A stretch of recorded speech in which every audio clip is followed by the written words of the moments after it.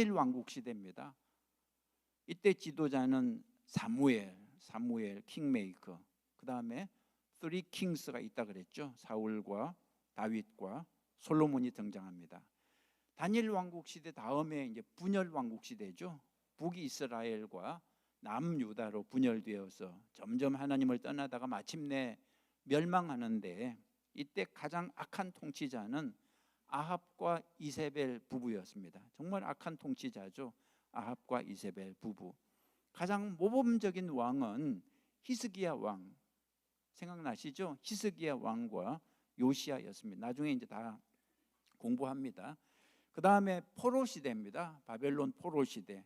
이때 살펴볼 인물은 다니엘과 에스겔입니다. 포로 시대. 그 다음에 포로 귀환 시대가 열리죠. 이때 살펴볼 인물은 포로 귀환 시대 에스라와 느헤미야와 에스더가 있습니다. 그 다음에 침묵 시대가 있습니다. 신구약 중간 시대 한 400년 정도요. 이때는 성경이 없습니다. 예수님을 기다리는 시기죠. 그러고 나서 신약이 열립니다. 신약의 복음 시대. 이때 예수님이 탄생하시고 악한 왕 헤롯이 활동하고 또 세례 요한, 그죠? 그리고 예수님의 12 제자들이 활동합니다. 그 다음에 이제 초대교회 시대죠. 사도행전입니다. 사도행전. 이때 유명한 인물은, 사도행전에서 가장 유명한 인물은 바울이고 바나바입니다. 바울과 바나바. 그 다음에 이제 서신 시대가 열리는데, 이때 바울 서신 13개, 일반 서신 8개가 있는데요. 서신 시대 마지막은 요한 계시록으로 끝이 나죠. 자, 얼마 전부터 우리가 다니엘 왕국 시대를 살펴보고 있습니다. 지난주는 첫 번째 왕 사울을 공부했죠. 오늘은 두 번째 왕 다윗을 살펴볼 차례입니다. 사무엘 하 전체가 다윗을 다루고 있습니다. 다윗은 BC 1000년경에, 주전 1000년경에 이스라엘 제2대 왕이 됐습니다. 다윗은 이스라엘 왕들 중에 하나님이 가장 사랑했던 왕이에요. 지금도 이스라엘 사람들이 가장 존경하는 왕이라고 할 수 있습니다. 자, 다윗의 인생은 크게 5개 사건으로 구분할 수 있습니다. 자, 첫 번째, 목동 시절에 하나님의 선택을 받은 사건이 있고요.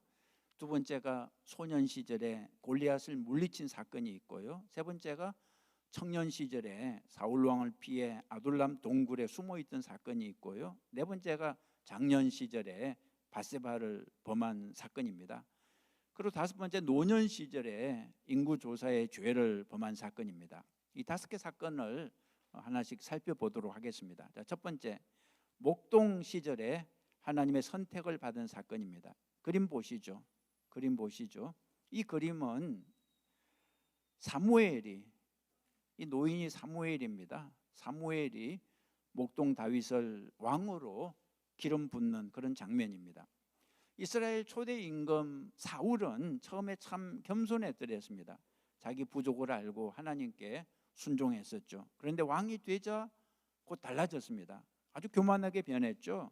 하나님께 불순종하고 자기 마음대로 행동하기 시작했습니다. 제사도 자기 마음대로, 전쟁도 자기 마음대로, 도무지 하나님의 지시를 따르지 않았습니다. 그래서 하나님은 어쩔 수 없이 사울을 버리고 다른 사람을 왕으로 선택했는데, 그 사람이 바로 다윗이었습니다. 다윗은 본래 시골에서 양을 치는 목동이었습니다. 너무나 평범한 시골 양치기 소년이었습니다. 그런데 하나님이 그를 이스라엘 왕으로 선택해 주신 거죠. 궁금한 것은 이유가 무엇일까 하는 것입니다. 하나님이 시골 소년 다윗을 왕으로 선택하신 이유가 무엇일까? 다윗의 어떤 점을 좋게 보셨을까? 자, 왕이 되기 전에 다윗의 모습은 성경에 오직 한 장면밖에 없습니다. 하나님의 선지자 사무엘을 불러서 이렇게 명령하시죠. 가서 저기 이새의 집에 가서 그 아들 중에서 하나를 새 임금으로 선택하라. 사무엘상 16장 1절입니다. 여호와께서 사무엘에게 이르시되 너는 뿔에 기름을 채워 가지고 가라. 내가 너를 베들레헴 사람 이새에게로 보내리니 이는 내가 그의 아들 중에서 한 왕을 보았느니라. 자, 사무엘이 하나님의 명령을 받들어서 이새 아들들을 인터뷰했는데 제일 먼저 인터뷰한 사람은 큰아들이었습니다. 이름이 뭐죠? 큰아들 이름? 큰아들 이름은 아셔야 되는데 큰아들 이름은 엘리압입니다. 엘리압. 사무엘이 엘리압을 보니까 한눈에 마음에 들었습니다. 과연 왕이 될 만한 인물이었습니다. 그래서 마음속으로 이렇게 말했어요. 이 사람이구나. 하나님이 택한 왕이 바로 이 사람이구나. 그런데 하나님은 뭐라고 말씀하셨습니까? 노, 아니라 그랬습니다. 그러면서 유명한 말을 하셨어요. 7절에 유명한 말을 하시죠. 여호와께서 사무엘에게 이르시되 그의 용모와 키를 보지 말라. 내가 이미 그를 버렸노라. 내가 보는 것은 사람과 같지 아니하니 사람은 무엇을 보거니와 외모를 보거니와 나 여호와는 무엇을 보느니라? 중심을 보느니라. 우리가 잘 아는 이 말이 여기서 나온 것입니다. 사람은 외모를 보거니와 나 여호와는 중심을 보느니라. 자, 그 다음에 둘째 아들 역시 아니라 그랬습니다. 그 다음에 셋째 역시 아니라 그랬습니다. 이렇게 7명의 아들을 다 인터뷰했는데 하나님은 모두가 다 아니라 그랬습니다. 이제 남은 아들은 오직 하나뿐이었습니다. 마지막 막내죠. 이 아들은 아예 인터뷰 대상에서 제외된 상태였습니다. 가망이 없는 아들이었습니다. 바로 누구였습니까? 다윗이었습니다. 다윗은 왕이 되느냐 못 되느냐 이 중요한 순간에 어디서 무엇을 하고 있었습니까? 그 시간에 11절에 또 사무엘이 이새에게 이르되 내 아들들이 다 여기 있느냐? 이새가 이르되 아직 막내가 남았는데 그는 무엇을 지키나이다? 양을 지키나이다. 막내 다윗이 양을 지키고 있었습니다. 지금 7명의 형들은 왕이 되기 위해서 치열하게 경쟁하고 있는데 막내 다윗은 묵묵하게 양을 지키고 있었습니다. 여러분 그 당시 양 지키는 일은 귀한 일이 아니었습니다. 오히려 좀 천한 일에 속했습니다. 그럼에도 불구하고 다윗은 그 천한 일에 최선을 다하고 있었던 거죠. 하나님이 다윗을 선택하신 이유를 굳이 찾는다면 이 장면밖에 없습니다. 묵묵하게 양을 지키는 모습, 하나님이 이 모습을 기뻐하셨습니다. 여러분 우리 옛말에 하나를 보면 열을 안다 그러죠. 묵묵히 양을 지키는 사람이라면 묵묵히 나라를 지킬 수도 있겠다. 그래서 하나님은 다윗을 왕으로 선택해 주신 것 같습니다. 우리는 여기서 중요한 교훈을 하나 발견할 수 있습니다. 하나님은 우리가 작은 일을 어떻게 하고 있는지 보고 계시다는 것입니다. 그러니까 여러분 작은 일은 그냥 작은 일이 아닙니다. 하나님이 보고 계시는 작은 일입니다. 여러분 작은 일에서 인정받을 때 큰 일을 맡겨주시는 거죠. 잊지 마십시오. 지금 내가 하고 있는 작은 일은 그냥 작은 일이 아닙니다. 하나님이 보고 계시는 작은 일입니다. 이 작은 일이 장차 큰 일하고 연결이 되는 거죠. 예를 하나 들어보겠습니다. 다윗이 골리앗을 물리친 것은 큰 일이었습니다. 그죠? 아무도 할 수 없는 엄청난 일을 해냈죠. 그런데 이렇게 큰 일이 사실은 아주 작은 일하고 연결이 되어 있었습니다. 자, 다윗이 무엇으로 골리앗을 물리쳤습니까? 물맷돌로 골리앗을 죽였습니다. 물맷돌은 일종의 쉽게 말하면 새총입니다. 새총. 다윗은 이 물맷돌 던지는 데 있어 전문가였습니다. 다윗이 어쩌다가 물맷돌 전문가가 됐을까요? 어쩌다가 양들을 열심히 지키다 보니까 사나운 짐승들이 양들을 공격할 때 그걸 물리치기 위해서 다윗은 수도 없이 물맷돌을 던졌다는 거죠. 뭐 처음에는 맞지 않았겠죠. 하지만 수십 번, 수백 번 계속해서 던지다 보니까 나중에는 전문가가 됐습니다. 명사수가 됐습니다. 백발백중. 그 실력으로 골리앗의 머리에 돌을 맞춘 거죠. 사무엘상 17장 36절에 주의 종이 다윗의 말입니다. 제가 사자와 곰도 쳤은 적, 그죠? 사자와 곰도 쳤은 적, 살아계시는 하나님의 군대를 모욕한 이 할례 받지 않은 블레셋 사람이리까 그가 그 짐승의 하나와 같이 되리이다 그랬습니다. 다시 말해서 다윗은 양치는 작은 일에 충성하다 보니까 양치는 그 천한 일에 충성하다 보니까 나중에 거인 골리앗을 넘어뜨리는 큰 일도 해낼 수 있었던 것입니다. 만약에 다윗이 양치는 작은 일을 소홀히 했으면 이까짓거 하고 소홀히 했으면 어떻게 됐을까요? 골리앗을 물리치는 그 큰 일을 절대 감당할 수 없었을 것입니다. 그래서 예수님이 이렇게 말씀하셨죠. 누가복음 16장에 지극히 작은 것에 충성된 자는 큰 것에도 충성되고 지극히 작은 것에 불의한 자는 큰 것에도 불의하니라. 그러니까 여러분, 작은 일을 우습게 보면 안 됩니다. 이까짓 그렇게 생각하면 안 됩니다. 작은 일에 충성해야 됩니다. 작은 일에서 인정을 받아야 큰 일을 맡을 수가 있는 거죠. 여러분, 도산 안창호 선생 기억하십니까? 도산 안창호 선생 사진 한번 보시죠. 한국인들이 존경하는 민족 지도자 중 한 사람인데요, 안창호 선생은 우리처럼 미국에 이민 와서 살았는데 믿음이 아주 좋은 기독교인이었습니다. 하루는 미국에서 직업을 얻기 위해 한 부잣집을 찾아갔습니다. 그 집 주인이 안창호 선생에게 묻기를 당신은 무엇을 잘하시오? 그랬습니다. 안창호 선생이 이렇게 대답했습니다. 예, 저는 강가에서 태어났기 때문에 노젓는 일을 잘합니다. 그리고 또 청소를 잘합니다. 안창호 선생이 그 집에서 청소하는 일을 맡게 됐습니다. 주인이 안창호 선생이 일하는 모습을 보니까 아주 성실했습니다. 다른 사람들은 보이는 곳만 대강 하는데 이 친구는 보이지 않는 구석구석까지 아주 깨끗하게 청소하는 것이었습니다. 나중에 봉급을 받을 때가 됐는데 주인이 말했습니다. 당신은 내가 보니까 청소만 할 인물이 아니요, 당신은 신사입니다. 그래서 내가 약속한 봉급보다 50%를 더 올려주겠소. 그 후에 안창호 선생은 한국 민족에게 큰 영향을 끼친 위대한 지도자가 됐습니다. 여러분, 잊지 마십시오.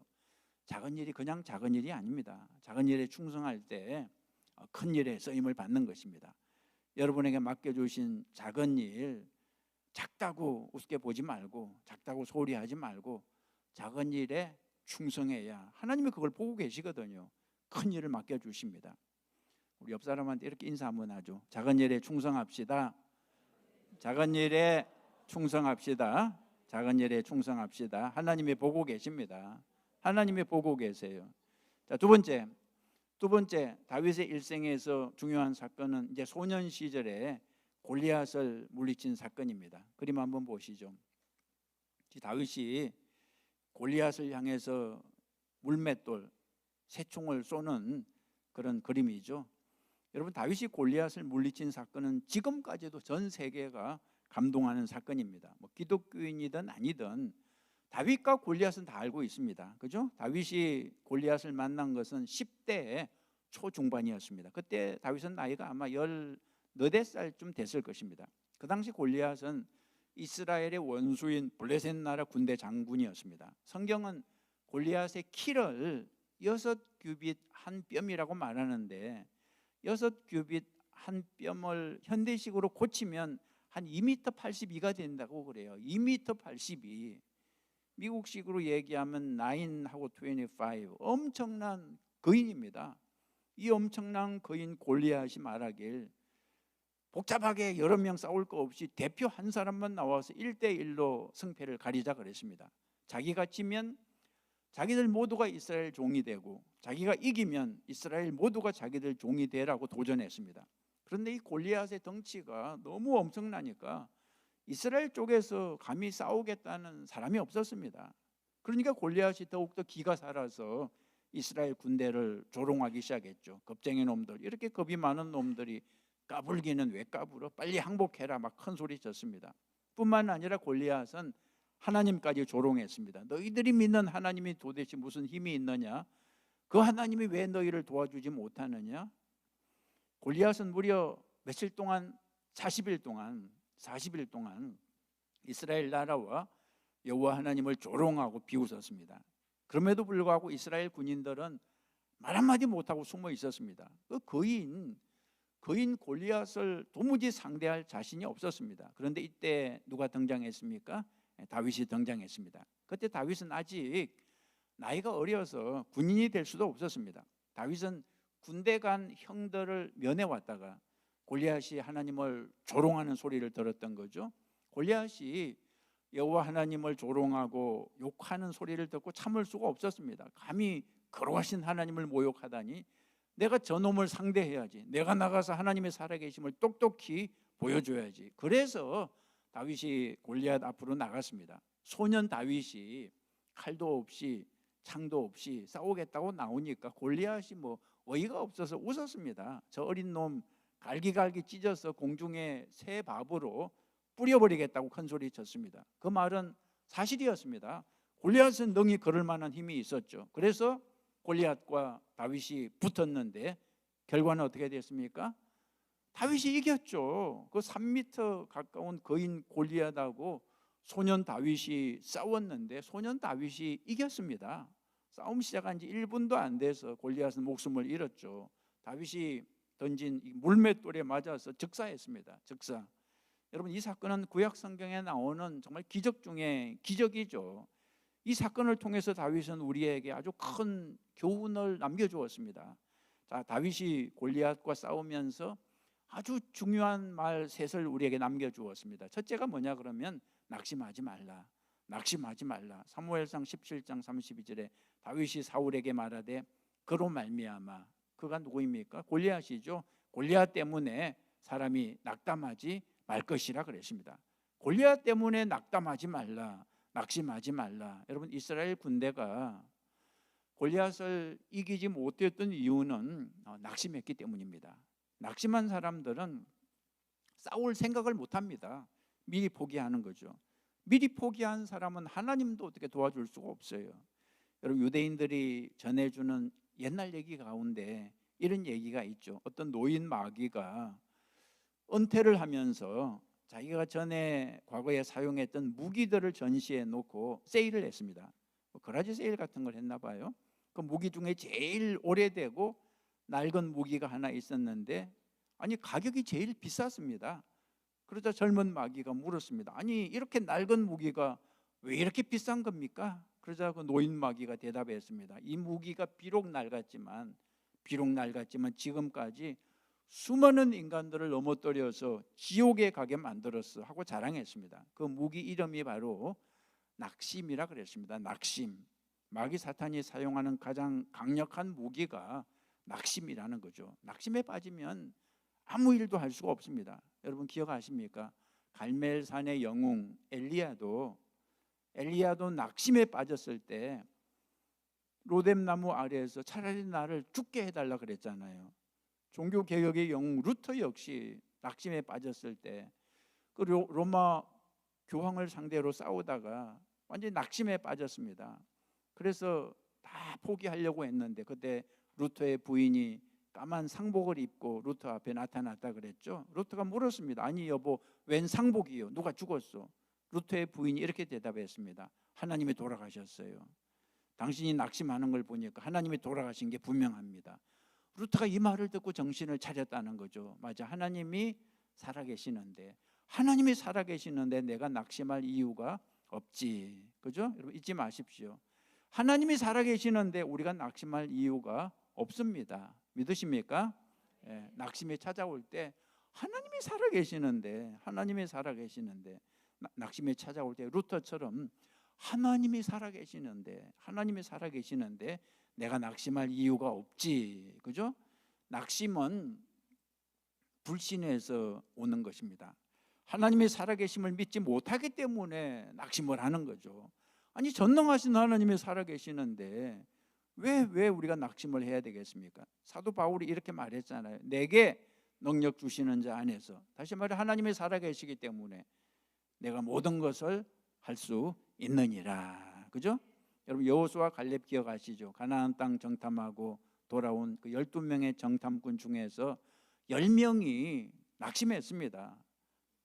그리고 포기하자고 말할 때 여호수아 갈렙은 조금도 두려워하지 않았습니다. 두려워하기는커녕 그들은 우리의 밥이라 그랬습니다. 밥이라. 잊지 마십시오. 하나님이 살아계십니다. 하나님은 골리앗보다 훨씬 크고 강하다는 사실을 잊지 마십시오.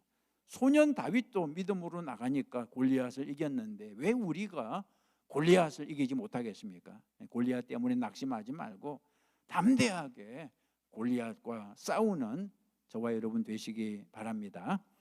두 번째로 다윗이 말하길 이런 말을 해요. 골리앗과 싸우면서 이런 말을 해요.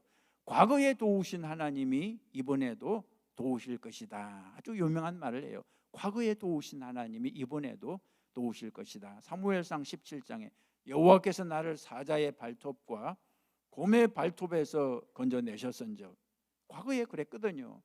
여호와께서 과거에 나를 사자의 발톱과 곰의 발톱에서 건져내셨은즉 나를 오늘 이 블레셋 사람의 손에서도 건져내시리이다 그랬습니다. 이 소년 다윗은 기억하고 있었습니다.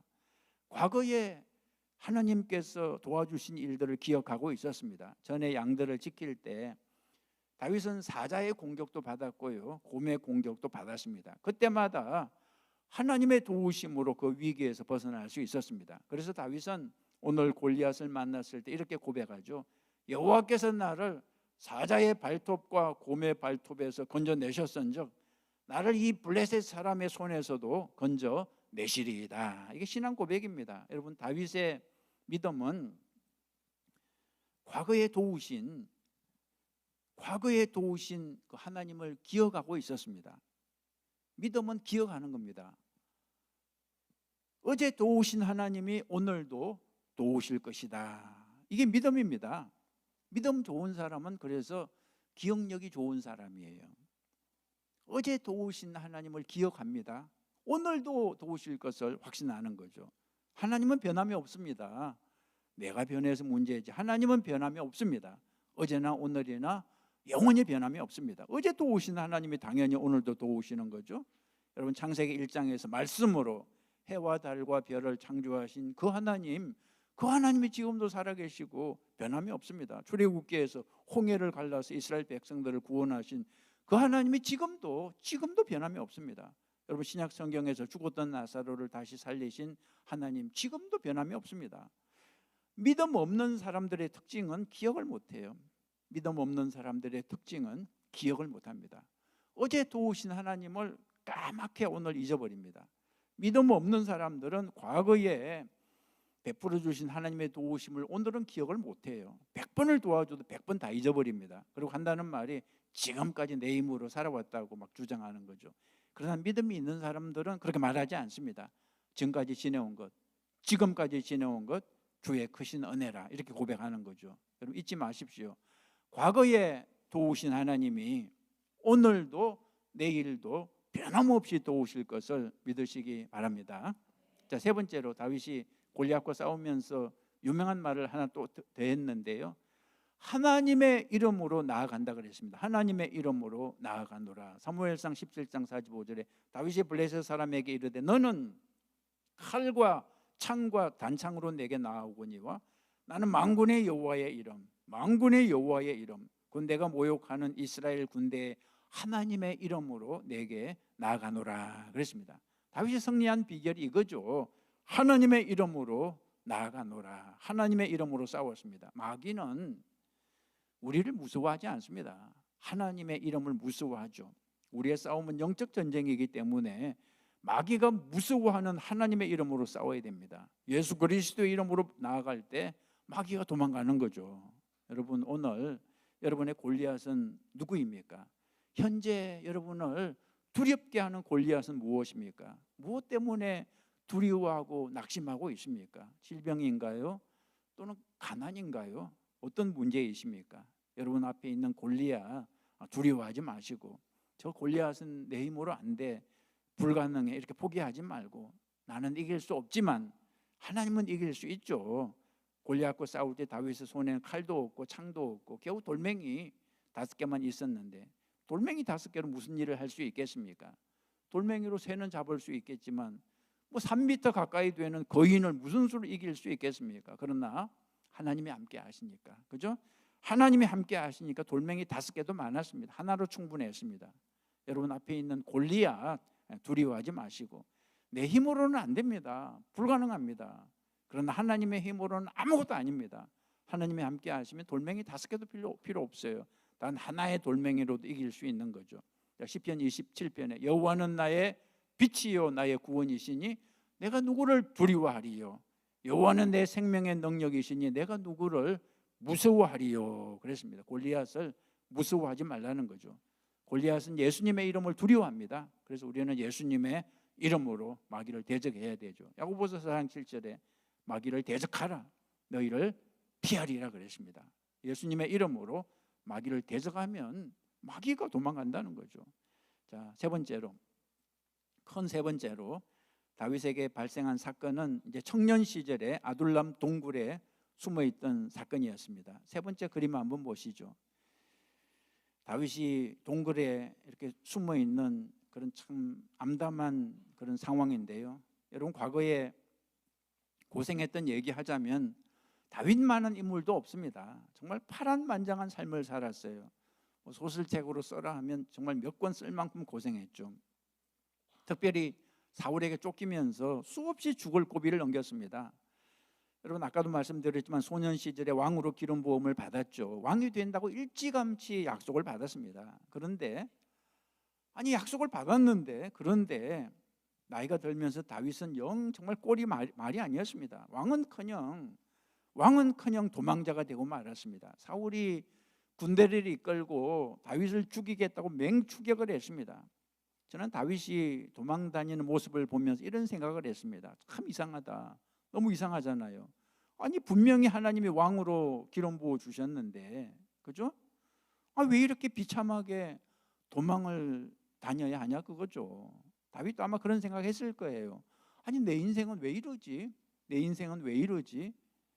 여러분, 다윗의 고난은 우연이 아니었습니다. 다윗의 고난은 우연이 아니었습니다. 하나님이 예비하신 왕이 되는 과정이에요. 훈련이었습니다. 왕이 되기 전에 반드시 거쳐야 하는 훈련이었습니다. 하나님이 쓰실 만한 일꾼이 되기 위해서는 훈련을 받아야 됩니다. 여러분, 하나님의 일꾼이 되기 위해서는 졸업장이 하나 필요해요. 졸업장. 고난학교 졸업장이 필요합니다. 대학교는 졸업 안 해도 하나님의 일꾼 되는데 아무 지장이 없습니다. 그러나 고난의 학교는 반드시 졸업해야 됩니다.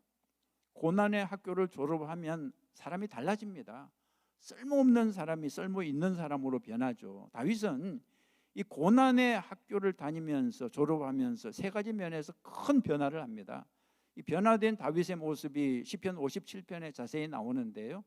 이렇게 적혀 있어요. 시편 57편 보면 다윗이 사울을 피하여 굴에 있던 때 이 시편을 기록했다는 거죠.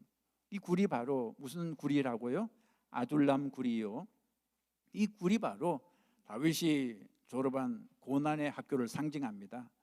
아둘람 굴 경험을 통해서 다윗이 참 크게 달라졌습니다. 첫 번째가 이런 고백을 하죠. 나의 피난처는 하나님이시라. 이렇게 고백합니다. 나의 피난처는 하나님이시라. 시편 57편 1절에 하나님이여 내게 은혜를 베푸소서, 내게 은혜를 베푸소서, 내 영혼이 주께로 피하되 주의 날개 그늘 아래에서 이 재앙들이 지나기까지 피하리이다 그랬습니다. 한마디로 말해서 나의 피난처는 하나님이십니다. 이렇게 고백하는 다윗이 되었습니다. 여러분, 다윗에게 고난이 없었다면 이런 말 못하죠. 고난을 모르는 사람은 그냥 자기 힘으로 되는 줄 알아요. 돈이 피난처인 줄 알고 사람이 피난처인 줄 알고, 고난을 경험한 사람만이 하나님을 진짜 피난처로 고백할 수 있습니다. 그 당시 다윗은 사울의 군대 3,000명으로부터 맹렬한 추격을 받고 있었습니다. 이 사람들은 다윗을 죽이기 위해서 훈련된 특공대였습니다. 이런 상황에서 다윗이 정말 피할 곳이 없었습니다. 숨을 곳을 찾아서 얼마나 헤맸는지 몰라요. 심지어 오죽하면 원수의 나라 블레셋까지 도망가서 망명 신청을 했겠습니까? 다윗이 온갖 고난을 다 경험하고 깨달은 결론이 무엇입니까? 오직 하나님만이 피난처라는 것입니다. 오직 하나님만이. 돈도 사람도 믿을 수 없고 오직 하나님만 믿을 수 있음을 알았습니다. 그래서 시편에서 다윗은 37번이나 하나님을 피난처로 고백하고 있습니다. 다윗이 오직 하나님을 피난처로 고백했듯이 저와 여러분도 오직 하나님을 피난처로 고백하실 수 있기를 바랍니다. 자, 두 번째로 아둘람 굴 경험을 통해 다윗은 오직 하나님께 영광 돌리는 사람이 됐습니다. 오직 하나님께 영광. 시편 57편 5절에 하나님이여 주는 하늘 위에 높이 들리시며 주의 영광이 온 세계 위에 높아지기를 원하나이다. 오직 주님께 영광 돌리는 다윗이 됐습니다. 다윗은 어린 나이에 왕으로 택함을 받았기 때문에 자칫하면 교만한 사람이 될 수도 있었습니다. 자기가 잘나서 높아진 걸로 생각하고 하나님께 영광을 돌리지 않을 수도 있었습니다. 사울이 그랬잖아요. 사울이 교만해지는 바람에 버림을 받지 않았습니까? 그래서 하나님은 다윗에게 고난을 주셨습니다. 고난을 주셨습니다. 고난은 힘이 있습니다. 어떤 힘이 있냐 그러면 고개를 숙이게 만드는 힘이 있습니다. 제가 항상 말씀드리지만 배추가 뻣뻣하면 김치를 담글 수 없죠. 뻣뻣한 배추에는 양념이 먹히지 않습니다. 어떻게 해야 배추가 양념을 잘 받아들인다고요? 소금을 쳐야 된다 그랬죠. 소금에 절여서 하룻밤 재놓으면 아주 부드러운 배추가 됩니다. 하나님께서 우리에게 고난을 주시는 이유가 바로 여기에 있습니다. 하나님이 우리를 겸손하게 부드럽게 만드는 거죠. 하나님이 주시는 고난은 이유가 있습니다. 이 과정을 거쳐야만이 하나님이 쓰실 만한 진짜 왕이 되는 거죠. 자, 오늘은 여기까지만 말씀드리겠습니다. 다음 주에 한 번 더 다윗에 대해서 다음 주에 말씀을 드리도록 하겠습니다. 기도하시겠습니다. 주님, 오늘 다윗의 삶을 통해 귀한 말씀을 배웠습니다. 작은 일에도 충성했던 다윗처럼 우리도 맡겨주신 일에 최선을 다하게 하여 주옵소서. 과거에 도우신 하나님이 오늘도 내일도 도와주실 것을 믿습니다.